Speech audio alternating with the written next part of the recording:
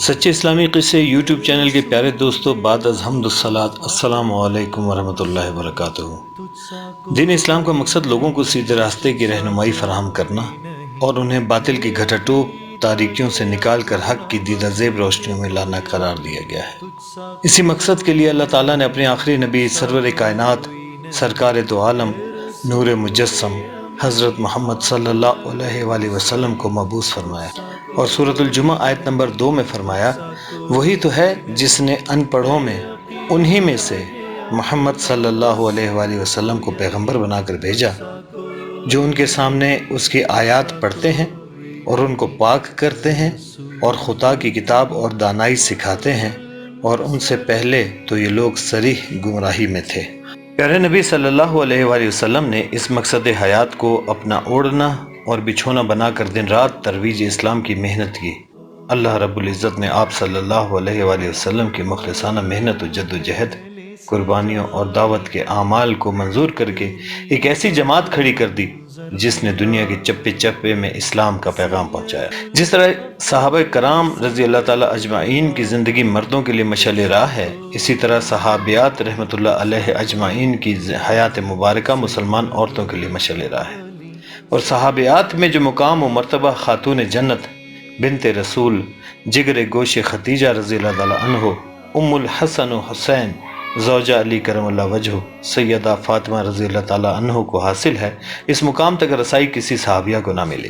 سیدہ فاطمہ رضی اللہ تعالیٰ عنہ کی زندگی میں ادب کا لحاظ بھی ہے، اور اخلاص و تقوی اور پرہیزگاری بھی، زہد و قناعت بھی ہے، اور انکساری بھی، ایثار و سخاوت بھی ہے، اور انسانی ہمدردی بھی، اپنے بابا حضرت محمد صلی اللہ علیہ وآلہ وسلم کی اتباع بھی ہے، اور اپنے شوہر حضرت علی کرم اللہ وجہ کی اطاعت بھی، راتوں کی گریہ زاری بھی ہے اور دن کے روزے بھی، تربیت اولاد کا ہنر بھی ہے اور رضائے الہی کا جذبہ بھی۔ حیات الصحابہ میں لکھا ہے کہ حضرت اسامہ بن زید رضی اللہ تعالیٰ عنہ فرماتے ہیں کہ ایک دن میں حضرت محمد صلی اللہ علیہ وآلہ وسلم کے دروازے پر بیٹھا تھا کہ حضرت علی رضی اللہ تعالیٰ عنہ اور آپ صلی اللہ علیہ وسلم کے چچا حضرت عباس رضی اللہ تعالیٰ عنہ تشریف لائے اور حاضری کی درخواست چاہی۔ پیارے نبی صلی اللہ علیہ وآلہ وسلم نے اجازت دی تو دونوں اندر تشریف لے گئے اور پوچھا، یا رسول اللہ صلی اللہ علیہ وآلہ وسلم، آپ کو اپنے رشتہ داروں میں سب سے زیادہ محبوب کون ہے؟ نبی کریم صلی اللہ علیہ وآلہ وسلم نے فرمایا، فاطمہ بنت محمد۔ انہوں نے فرمایا کہ گھر والوں کے علاوہ؟ تو نبی کریم صلی اللہ علیہ وآلہ وسلم نے فرمایا، جس پر اللہ نے انعام فرمایا اور میں نے بھی، حضرت اسامہ بن زید رضی اللہ تعالیٰ عنہ، پھر علی ابن طالب رضی اللہ تعالیٰ عنہ، اور پھر عباس رضی اللہ تعالیٰ عنہ۔ اس پر حضرت عباس رضی اللہ تعالیٰ عنہ نے فرمایا، آپ نے تو چچا کو سب سے آخر میں کر دیا۔ آپ صلی اللہ علیہ وآلہ وسلم نے فرمایا، علی نے آپ سے پہلے ہجرت کی اور ہمارے ہاں درجہ دین کی محنت کے مطابق دیا جاتا ہے۔ حضور نبی اکرم صلی اللہ علیہ وآلہ وسلم کی 4 بیٹیاں ہیں، حضرت فاطمہ رضی اللہ تعالیٰ عنہ، حضرت زینب رضی اللہ تعالیٰ عنہ، حضرت رقیہ رضی اللہ تعالیٰ عنہ، اور حضرت ام کلثوم رضی اللہ تعالیٰ عنہ۔ اللہ تعالیٰ نے اپنے نبی کی تمام باتیں ایک ایک مکمل ہم تک پہنچائی ہیں، لیکن دین کی مطالعے کی کمی کے باعث بہت سے سوالات دماغوں میں جنم لیتے رہتے ہیں، جیسے یہ سوال کہ بیٹیوں میں جو مقام حضرت فاطمہ رضی اللہ تعالیٰ عنہ کا ہے وہ کسی اور کا نہیں، تو اس کی وجہ کہیں یہ تو نہیں کہ حضرت فاطمہ رضی اللہ تعالیٰ عنہ نبی کریم صلی اللہ علیہ وآلہ وسلم کی سگی بیٹی ہیں اور باقی بیٹیاں حضرت خدیجہ رضی اللہ تعالیٰ عنہ کے پہلے شوہر کی ہیں؟ اس سوال کی حقیقت جاننے کے لیے ہم نے پاکستان کے مشہور اسلامی اسکالر سر بہادر خان کو دعوت دی، جو صرف اسلامی اسکالر ہی نہیں، عالم دین اور مفتی بھی ہیں۔ اپنے سوال کی طرف جانے سے پہلے آپ سے گزارش ہے کہ اگر آپ نے ابھی تک ہمارے چینل کو سبسکرائب نہیں کیا تو کر لیں، اور گھنٹی کے بٹن کو بھی دبا دیں تاکہ ہماری حکمت و دانائی سے بھری ہر نئی ویڈیو سب سے پہلے آپ تک پہنچ سکے، اور یہ بالکل فری ہے۔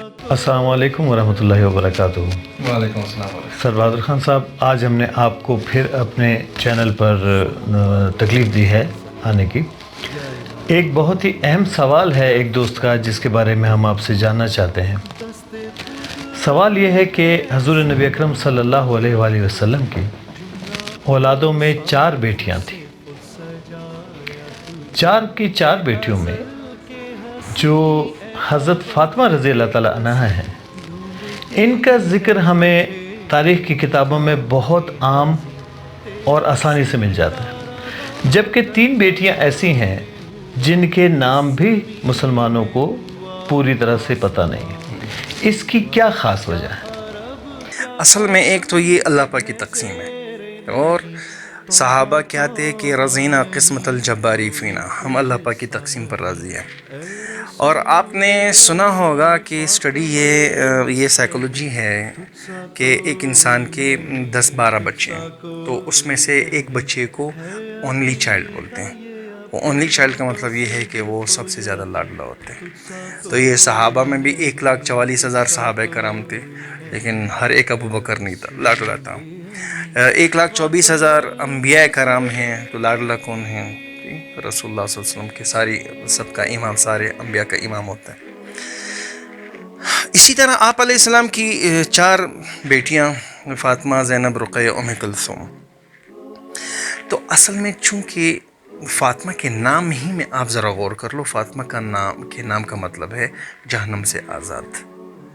اور اعلان ہوگا قیامت کے دن کہ جب فاطمہ رضی اللہ عنہا پلسرات پر ہوں گی، تو اعلان ہوگا کہ خذوا ابصارکم و فاطمہ بنت محمد علی پلسرات، سب اپنی نظر نیچی کرو کیونکہ فاطمہ پلسرات پر ہے۔